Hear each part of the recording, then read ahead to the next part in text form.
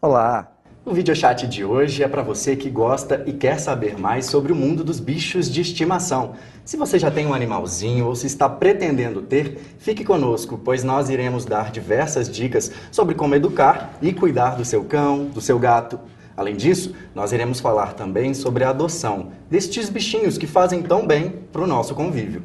Para falar desse assunto, eu convidei a Letícia Murta, repórter do jornal Pampulha, e a veterinária da Sociedade Mineira Protetora dos Animais, Daniela César. Você pode participar com perguntas e dúvidas, enviando-as direto do nosso portal. Olá, pessoal. Olá. Tem tanta gente querendo, ter um animalzinho, um cachorro, um gato, e tem muitos animais disponíveis para adoção. A adoção é o melhor? É uma boa ideia? Adoção, eu acho que é a melhor ideia, né? Hoje a gente tem, só nas ruas de Belo Horizonte, as estatísticas variam, mas é sabido que são no mínimo 50 mil cães sem dono, né? São animais que estão soltos na rua e eles também precisam e merecem um lar e um convívio, né? Todo mundo que quer ter um animal, é interessante às vezes procurar uma ONG, porque tem o lado da gente, né? Tem um animal, às vezes, para o animal te fazer bem, ele não precisa ser de raça. E tem também o lado que é social, de você retirar aquele animal da rua e poder dar para ele um lar, retira o problema de zoonose da cidade, que você passa a ser responsável por ele, né? E ajuda tanto o animal quanto a sua família. Daniela, a questão das raças, você acha que está diminuindo um pouco essa cobrança, essa exigência de que os animais têm que ter uma raça, um pedigree? Eu acho que algumas campanhas de adoção, ultimamente, elas ajudaram muito, né? Ajudou também o fato de que muita gente agora, até com rede social, quem não tinha muito tempo para doar para esse tipo de causa, está doando pouco tempo que tem para divulgar o fato de que existem aí animais SRD, como a gente fala, o famoso vira-latinha, que são lindos, que são às vezes mais bonitos que certas raças, né? Que dão importância para padrões que a gente não dá esteticamente, né? O animal que ele é mestiço, ele, em geral, guarda toda a melhoria genética das duas mestiçagens que ele tem, né? Então, em geral, a gente costuma falar que são animais mais fortes e são animais de bom temperamento. É mais difícil você ter um animal mestiço com temperamento ruim. Tem a questão de a cruza entre animais da mesma espécie para poder a produção do pedigree. Acaba o animal tendo problemas genéticos. Isso é uma coisa que não é tão levantada, né? A pessoa compra um animalzinho e fala, meu cachorro tem pedigree, enche a boca para falar. Mas esse cachorro desenvolve um monte de doenças ao longo da vida por essa questão. Que o vira-lata nem não tem, né? É mais raro. O pedigree, ou a separação de linhagens para desenvolver uma raça, né? Ele privilegia algumas características, né? Às vezes o pessoal fala, pitbull é um animal de laboratório. Quando a gente fala de laboratório, às vezes não é bem feito dentro do laboratório, né? É você separar animais que têm uma característica X para conseguir que toda a linhagem tenha aquela característica que você quis. Só que quando a gente escolhe uma característica, seja ela um pelo mais bonito, uma orelha mais levantada, um rabinho mais curtinho, você também deixa de escolher outras, que é, às vezes, o temperamento bom, ou às vezes o fato de não ter doenças, osteoartrites, doenças articulares, ou às vezes outras doenças genéticas. Se você escolheu ou optou por selecionar uma característica, você vai acabar perdendo em outras coisas. E Daniela, em relação à idade, existe diferença? Porque tende-se a preferir o animal mais jovem para ser adotado. Mas dá para adotar o animal mais velhinho que está lá, por exemplo, na sociedade? A experiência que a gente tem é muito interessante o seguinte, a gente tem como tradição adotar um filhotinho. Porque a gente sempre pensa, eu vou adotar um filhotinho porque ele vai crescer na minha casa e vai ter o jeitão das pessoas na minha casa, né? Sim. Porque a gente brinca que o animal puxa o dono, mas não é. Você educa ele para ter aquelas atitudes que ele tem. Algumas características são da raça, uns mais violentos, né? Sim, imagino. Também. Às vezes mais atentos, eu não diria mais agitados, violentos. Violência é uma coisa que você consegue controlar, sabe? Porque até um pitbull ele pode ser extremamente dócil com com crianças, filhotes humanos. Mas, com por crianças exemplo, e tudo. Pitbull é um animal que a maioria deles, né, não digo todos, costuma às vezes não gostar de outro cachorrinho, né? Às vezes você tem um pitbull que a maioria deles é extremamente dócil com gente, né? Mas existem pinchers bravíssimos, né? Mas pincher é um animal de guarda, né? Ele acredita que ele é de guarda, né? Daquele tamanhozinho, né? Então, o que acontece? Às vezes a gente quer adotar um filhotinho para poder educar. É um erro comum, porque às vezes a gente pensa em adotar o filhotinho, mas não se preocupa em educar. E aí, quando ele está adulto, era a mesma coisa de ter adotado um adulto. A outra coisa é, geralmente, quando é a adoção, o adulto já sofreu. E às vezes você vê claramente a gratidão do cachorro adulto quando ele recebe uma casa. Então, assim, é um animal que é muito mais apegado à família porque ele teve uma história de sofrimento. E às vezes é muito mais fácil você ter um animal que é muito mais apegado a você, que você pegou na rua ou pegou numa das ONGs de Belo Horizonte ou de qualquer lugar, do que às vezes o filhotinho que nasceu na sua casa que... Interessante, ele não guarda mágoa. Não, ele não guarda não mágoa. Fica um cachorro rancoroso. Se ele for adotado mesmo velhinho... Mesmo velhinho. Ele vai dar gente carinho. Tem uma coisa que chama adoção especial. Tem na sociedade, acho que tem na Conviver, tem na CBA, tem na maioria das ONGs, que é geralmente gente que adota cão velhinho, cão cego, cão que tem problema de dentição, cão com sequelas de doença, e a gente vê que às vezes, no final das contas, esse animal passa a ser o xodó da casa, porque eles realmente dão um retorno, a gratidão deles você consegue ver no olhinho. Nós tivemos até... Desculpe. Não, só complementando essa questão do animal adulto, tem uma vantagem também, porque o filhote ele ainda está desenvolvendo personalidade. Sim. Então, às vezes, é uma pessoa que não quer um animal muito agitado, ou quer um animal muito agitado. E é muito difícil prever. Você vê um filhotinho ali, você acha que ele vai ser de um jeito e nem sempre, né? Sim. Então, o animal adulto, ele já está com essa personalidade dele formada e você vai ver, além dessa questão da gratidão, que é verdade. E eles agradecem com o olhar e com atitudes. É verdade. Nós tivemos um exemplo, no fim do ano passado, o apresentador de televisão, Danilo Gentili, ele tem, acho que 8 gatos e um cão.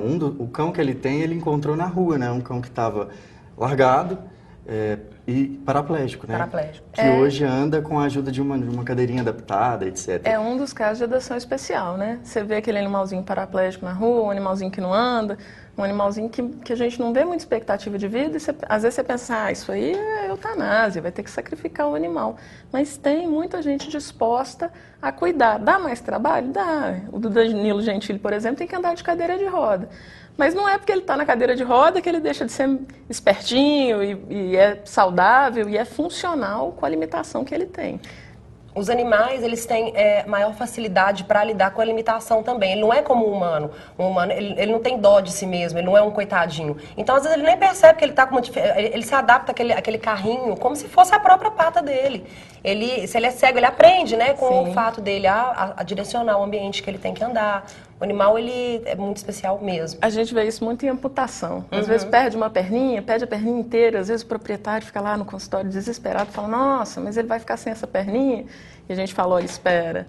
3, 4 meses depois, se você não estiver muito atento, quando você entrar na casa, você não percebe, porque então, vai correr normal. Vamos dar um passo a passo? Breve, assim, se a pessoa quiser adotar, como que ela faz? O mais legal para adotar é você conhecer o animal que você quer, né, primeiro. Então, a gente recomenda sempre que você faça uma visita ao lugar da adoção. Tem muito lugar para adotar em Belo Horizonte, são os que eu vou saber citar, né? Tem a Sociedade Protetora dos Animais, no bairro Guarani, tem adoção perene no Centro de Controle de Zoonoses do bairro São Bernardo, e também tem na Cão Viver e no Centro de Controle de Zoonoses de Contagem. Esses lugares, sempre que você chegar lá, vai ter uma quantidade de animais que já estão prontos para ser adotados. Outros lugares têm animais, mas aí depende, um processo um pouquinho diferente. Você tem que entrar em contato primeiro para ver. E aí a gente inclui a Corrente do Bem pelos Animais de Belo Horizonte. Geralmente os contatos são feitos ou por telefone ou pela internet. A Compartilhe e a SOS Bichos. É necessário pagar alguma coisa? Na sociedade, você paga a vacina que o animal recebe. Você paga o mesmo valor que você pagaria se você estivesse levando o seu animal de casa para ser vacinado. É R$25 hoje, né? Essa é a vacina V8? V8 importada, né? É o mesmo valor que você pagaria se você pegar o seu animal, porque na sociedade tem a clínica, né? E levar lá para tomar a vacina. Mas todo animal lá, ele é avaliado, se for adulto, tem que estar castrado e ter exame de leishmania negativo para ser liberado para adoção. E se for filhote, vai passar por um dos veterinários. Nós somos 4 na sociedade, qualquer um dos 4 tem condição de olhar. A gente vai avaliar, se o animal não tiver sintoma, não tiver nenhuma patologia específica no momento, vai ser vacinado e liberado. Daniela, a questão da castração nos filhotes, que fêmeas a partir de 4 meses, machos a partir de 6 meses, Isso, né? mas Quando você doa castrar antes, um macho com 4. mas se você doa sem castrar, como que é feita essa responsabilidade, essa conscientização da importância da castração? Eu acho que varia um pouco de acordo com cada ONG. Na sociedade, todo mundo que adota assina um termo falando que está ciente que o animal tem que ser castrado. Os animais da sociedade, eles recebem chip de identificação. Então, a gente faz um acordo mesmo com quem vai virar um novo dono, né, o novo proprietário, de conscientizar ele da necessidade. Sobre a castração, tem até uma pergunta aqui do internauta Rodrigo, ele é aqui de Belo Horizonte, ele pede para a gente explicar um pouco, para você, né, Daniela, explicar um pouco sobre a castração, as contraindicações, as dificuldades no pós-operatório. Tá. Na verdade, castração, quando a gente fala de castração, a gente está falando de castração cirúrgica, né? Em Belo Horizonte, a Prefeitura de Belo Horizonte provê serviço gratuitamente, não cobra nada, é só ligar lá e agendar. E qualquer clínica veterinária, é claro, pode fazer esse serviço também. A castração é um procedimento de retirada na fêmea do útero e dos ovários e do macho, dos testículos no macho. É uma cirurgia relativamente simples, em geral um pós-operatório de 10 dias, seguindo as orientações que o veterinário te dá, a gente vê uma incidência muito baixa de problemas relacionados à cirurgia, é uma cirurgia relativamente segura e a gente indica para todo animal até 7 anos. A partir dos 7 anos, começou a envelhecer, por exemplo, a prefeitura já nem faz de graça mais, né? A prefeitura não trabalha com animal acima de 7 anos, porque já tem o risco inerente de você anestesiar um animal que é mais velhinho, né? Mas é plenamente possível, a gente já fez cirurgias em animais bem mais velhos. Qual que é da castração? Todos, né? Você tem o maior benefício é o seguinte, câncer de mama em cadela é uma patologia extremamente comum nas cadelas velhinhas.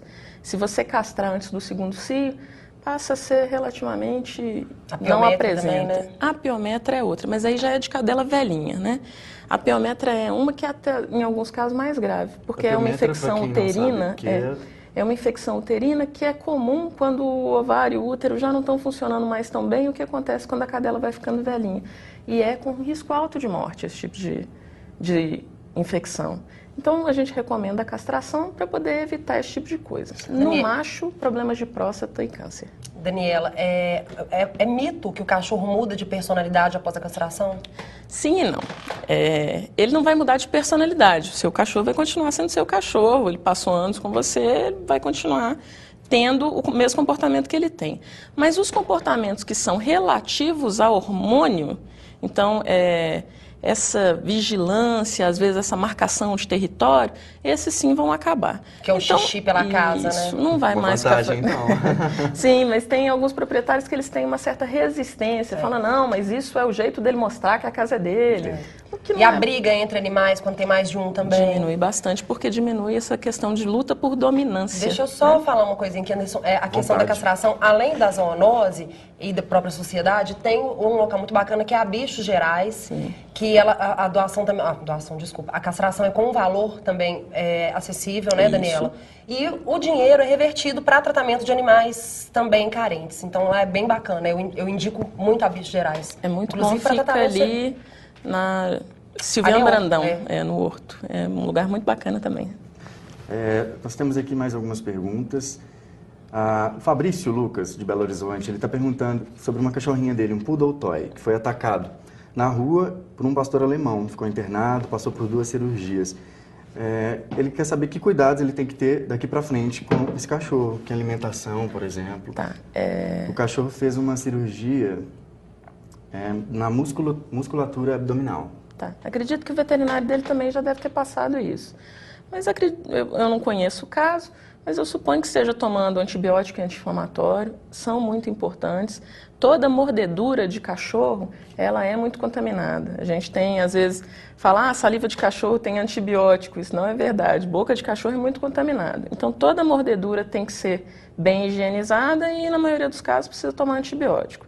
Prestar atenção ao antibiótico anti-inflamatório, deve ter sido indicado para ele o uso daquele colar elisabetano, é um cone que fica na cabeça, é das coisas mais importantes para garantir o pós-operatório satisfatório do animal.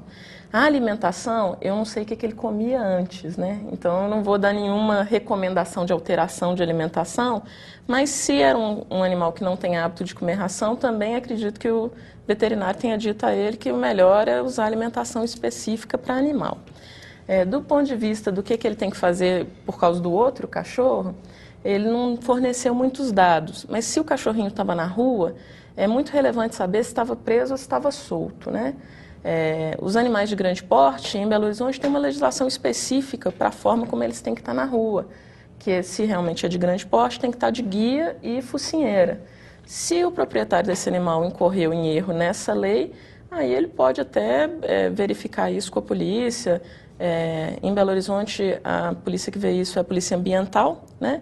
Mas se foi um acidente, às vezes o poodlezinho entrou numa outra casa, eu não tenho certeza, mas eu acho que não tem muito o que fazer, não. Acidente também acontece. Uhum. Eu quero falar um pouquinho, quero ver a opinião da Daniela, porque nos últimos casos a gente viu problemas seríssimos de maus tratos. Inclusive teve essa questão da enfermeira, do Yorkshire que imobilizou e sensibilizou muita gente, e realmente foi pavoroso.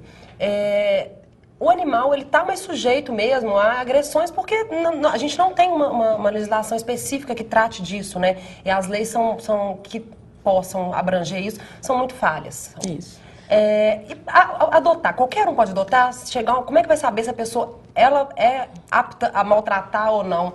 Como é que a sociedade dos animais julga isso? Como é que ela recebe essa pessoa que vai lá, tem uma análise de perfil? Como é que é? Toda análise ela é subjetiva, né? Porque não tem como eu fazer um inquirimento do que está acontecendo lá na casa do proprietário. Mas a gente tem uma espécie de entrevista. Tem um questionário mesmo, são 20 perguntas, para a gente poder sentir mais ou menos se a pessoa sabe da responsabilidade que é ter o animal e qual que é o contrato que ele está assinando, né? A gente faz o que pode, existe uma pós-adoção, né? A gente às vezes liga para alguns dos proprietários que adotaram, mas é o limite do que a gente pode fazer mesmo. Aí faz uma ligação, depois só para ver se está tudo ok? Às vezes alguns fazem algumas visitas, né? A gente, com os poucos voluntários que a gente tenta fazer o máximo que a gente pode. Então não tem como a gente traçar um critério mais rigoroso de... Rigoroso. Quem pode adotar é maior de 18 anos? Sempre vai apresentar. Não tem uma questão de uma análise financeira também? Qualquer um pode adotar? Não, qualquer um pode adotar. Daniela, vamos falar uma coisa aqui bem rapidinho sobre ter um cão ou um gato não é barato, né? Tem que ter cuidados. Tanto financeiros quanto de carinho mesmo, da atenção. Sim. Fala pra gente, A gente, por favor. quando pega um animal, a gente tem que pensar, na verdade, que a gente está tomando um ser sob a nossa responsabilidade. Ele vai... viver 10 anos, né, bem, mas ele pode ir até 18 anos, né? Então a gente tem que ter essa noção de que assim, eu peguei um animal que vai, às vezes, cuidar da minha casa ou só me fazer companhia, mas do qual eu vou ter que cuidar, né?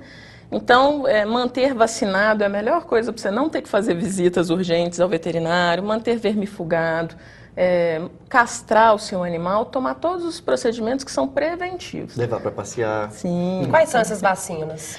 As que eu acho mais relevantes são a V8 e a de raiva. E né? para gato qual que é? A quádrupla e também a de raiva.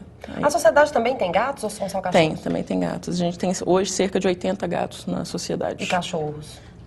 700. Daniela, desculpe. Não, só para finalizar essa questão, a sociedade está aberta para a visitação, quem quiser ir lá conhecer, para buscar um animal. Buscar um animal, conhecer o trabalho, saber como é que a gente funciona. Nos dias de semana, de segunda a sexta, de 9 às 11, de 1h30 às 4 e no sábado de 9 e meio-dia. Eu até queria ver com você uma questão que tem uma certa polêmica e um preconceito que envolve a Sociedade Protetora dos Animais. Por que isso? Por que as pessoas têm um receio com relação à Sociedade Protetora dos Animais? Eu acho que, às vezes, um desconhecimento do trabalho, né? A sociedade realmente não é o melhor lugar para um cão. Se você me perguntar, eu gostaria que todos aqueles animais que estão hoje dentro da sociedade arranjassem um lar, para eu ter que ter só a clínica, não ter nem que ter abrigo. Mas aí eu também queria que os 50 mil que estão na rua tivessem um lar, né? A sociedade ela é feita para abrigar um animal de rua que esteja em situação de risco de morte iminente, né? Em geral, a gente recebe do poder público, em alguns casos de pessoas físicas mesmo, Aquele animal que foi atropelado, que é de rua, que não tem dono, né? Em geral com boletim de ocorrência, a sociedade foi feita para esse animal. Mas não é o ideal, eu estou muito acima da capacidade, a gente tem capacidade para 350 animais, hoje a gente, como eu já falei, alberga quase 750, né? É muito acima, não é realmente o ideal. Mas dentro do que a gente pode, a gente procura prover para esses animais. Cuidado veterinário, hoje nós somos 4 veterinários por conta desses animais, ração, água, a certeza de que ninguém vai maltratar ali dentro da sociedade e um abrigo do sol e da chuva. É melhor do que estar na rua quando você está doente, mas bom mesmo é estar em casa. Daniela, a Alice Ribeiro, de Belo Horizonte, está perguntando o que você acha do tratamento homeopático para tratar o medo do animal, por exemplo? Olha, Alice, eu não tiro a validade dos tratamentos, não, porque eu sei que tem veterinários muito sérios que trabalham com homeopatia. Eu sou basicamente alopata, eu costumo tratar com medicação mesmo. E essa questão de medo, eu gosto muito mesmo de adestramento, né? O medo, em geral, ele está ligado a um trauma, né? A gente tem que, às vezes, não é só medicação, às vezes é realmente curar o trauma desse animal, mostrar para ele que não tem motivo para ter medo, né?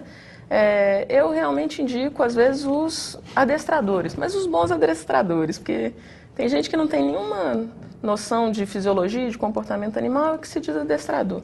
Procurar um cara que seja bacana, que não vai bater no seu animal, que não vai tentar só mudar o comportamento, mas que vai resolver. E castração também é bacana para isso, viu?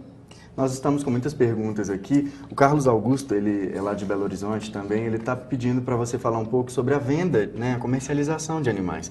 Parece que há uma luta dos protetores contra os maus tratos. Sim. Como que é isso na prática, na realidade? O problema é que vender o animal, a gente às vezes não está falando justamente do processo comercial, mas da forma como esses animais são tratados como mercadoria, né?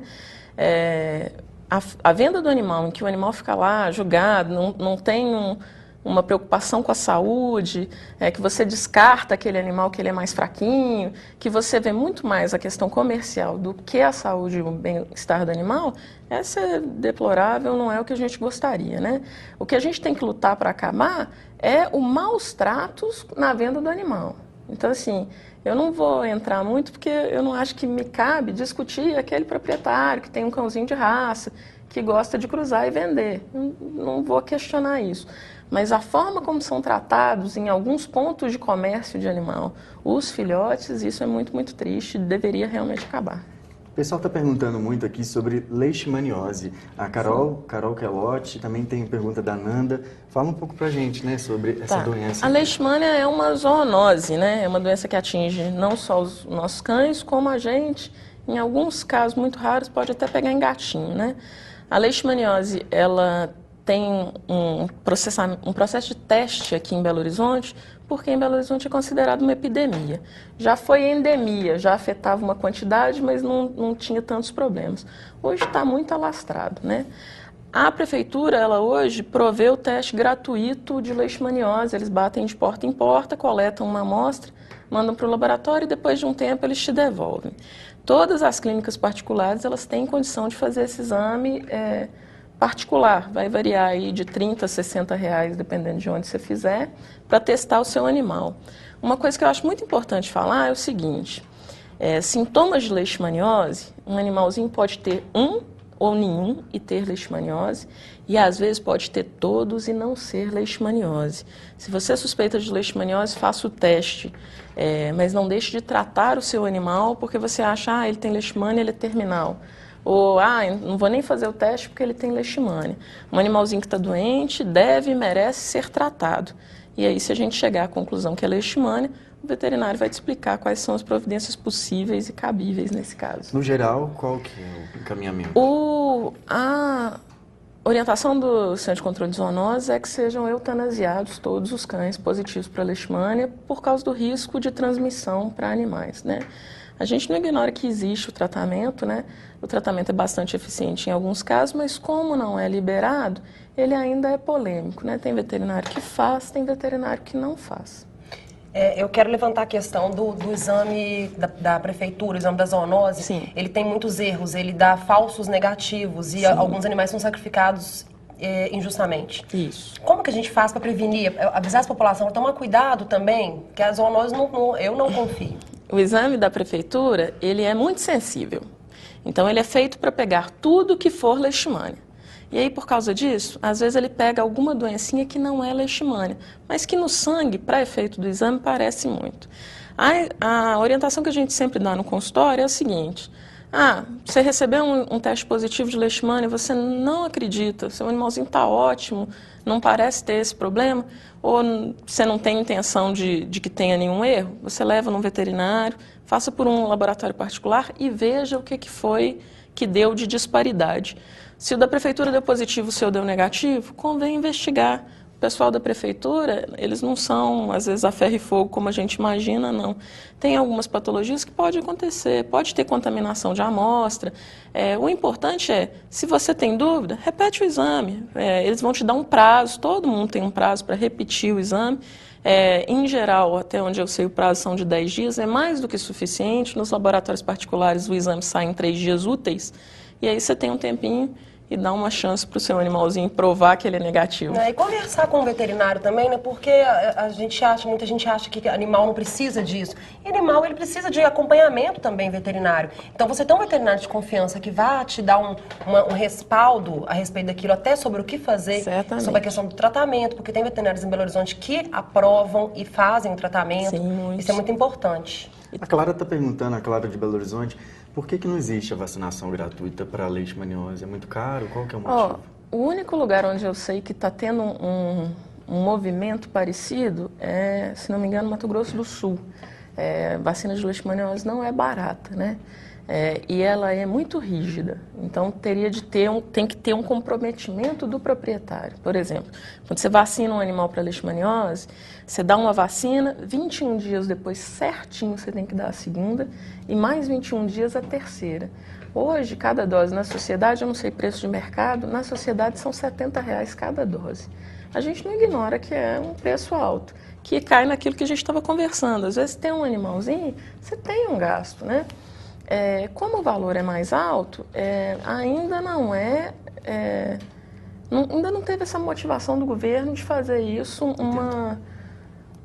como de raiva, por exemplo. Mas aí até aí, nem campanha de raiva não teve ano passado. O Brasil, ele é o único país desenvolvido que mata os animais ao invés de tratar. Porque uma coisa que eu acho um absurdo, você matar o doente ao invés de tentar solucionar o problema. O mosquito é o transmissor e não o cachorro. O cachorro não vai morder a pessoa e vai transmitir, é um mosquito. É necessário uma picada. Sim. E mosquitos têm asas, né? Então, assim, não é o animal que está na minha casa, por isso eu vou ser contaminado. Se o animal do bairro vizinho estiver contaminado, eu posso ser também. Com certeza. Então, tinha que matar o mosquito. Temos mais uma pergunta, do Antônio Santos. Ele está perguntando se criar gatos e cães juntos é bom, é ruim, tem algum problema? Olha, não tem problema não, desde que você respeite as individualidades. E quais são elas? Conta pra gente. Tem cachorro que não aceita. Tá? A raça, no caso? Não, indivíduo. Você pode ter um pitbull que adora gato, como eu tenho, mais de um até paciente lá que mora o pitbull e o gato. E o passarinho.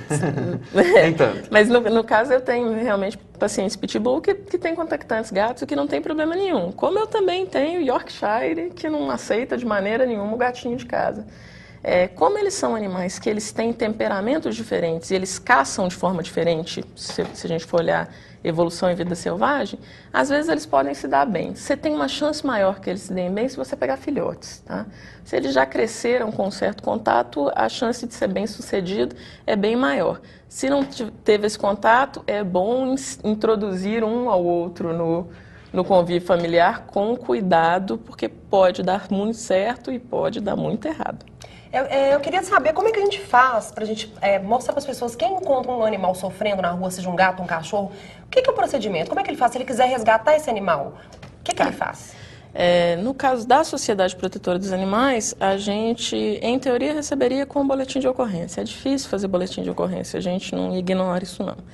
Então, o animal que ele é de rua, né, que ele não tem um dono, às vezes eu falo, não é para resgatar o animal do vizinho que não trata bem, né? Um animal que é primariamente de rua e que está em situação, às vezes, muito machucado, atropelado, esse tipo de coisa, pode ser levado à sociedade, sim, na Rua Jaguariba 66, dentro do horário de funcionamento que a gente já falou, com sua identidade, seu comprovante de residência, para fazer o boletim de ocorrência. Esses boletins da sociedade, eles são encaminhados para o Ministério Público fazer uma averiguação, porque, como eu disse, abandono é crime, não pode ser deixado na sociedade. Qual é? Só o pessoal que não pegou? De 9 às 11 e de 1h30 às 4, né? No caso de encontrar um animal, por exemplo, abandonado, ou que você sabe que está sendo maltratado, pode procurar, por exemplo, a polícia ambiental, não é? Mas exatamente, maus tratos é com a polícia ambiental. Se você sabe de alguma situação de maus tratos, às vezes o pessoal também confunde, liga lá na sociedade, não é. A sociedade hoje não tem mais força de polícia. Já teve, mas muito no comecinho, na instalação da sociedade. Tá certo. Nós temos aqui o telefone, né, da polícia ambiental.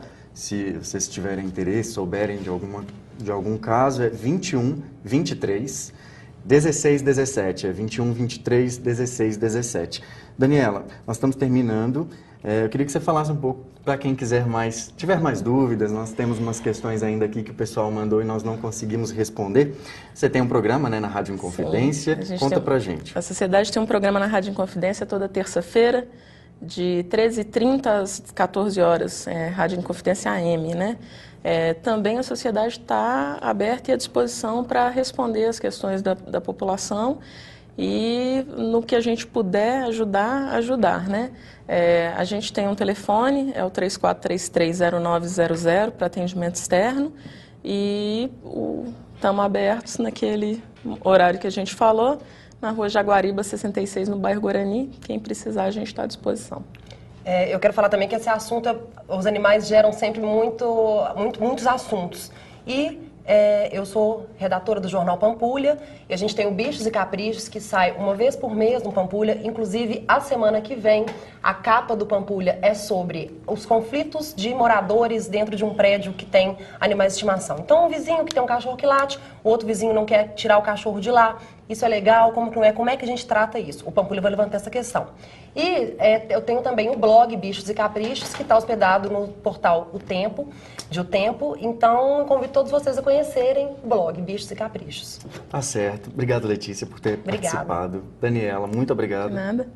Foi um prazer. O Videochat termina aqui. Agradeço a todas as perguntas e a todas as participações. Até a próxima.